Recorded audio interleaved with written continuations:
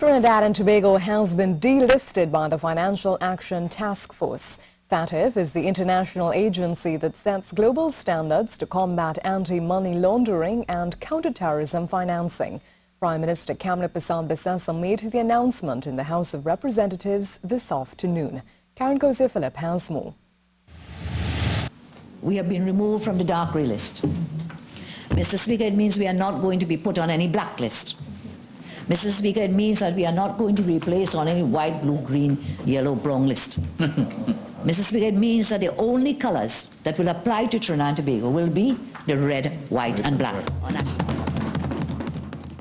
Prime Minister Kamla Persad-Bissessar says earlier today the FATF plenary agreed that TNT should be removed from the list of countries with strategic anti-money laundering and counter-terrorism financing deficiencies. She says this means that Trinidad and Tobago has exited the FATF process. Very happy to announce that today, Friday, October 19, at their plenary, as I mentioned before, they have agreed that we will no longer be under their monetary process. We'll be removed from a list of countries with strategic AML-CFT deficiencies.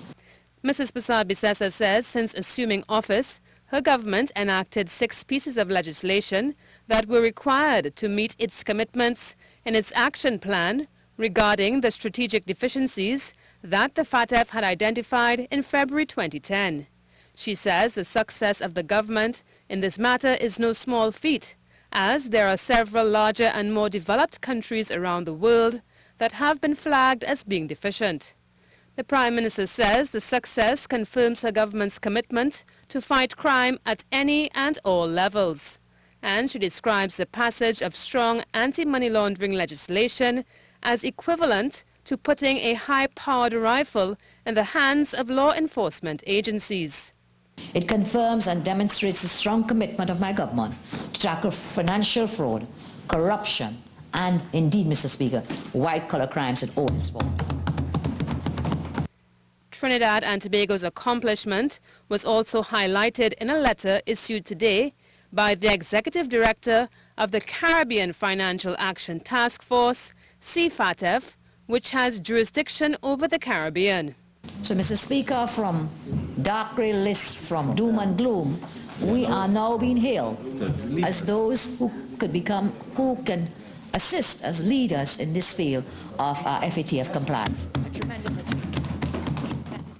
CFATF is recommending that Trinidad and Tobago assume the chair of CFATF when the current chair demits office at the November 2012 plenary meeting.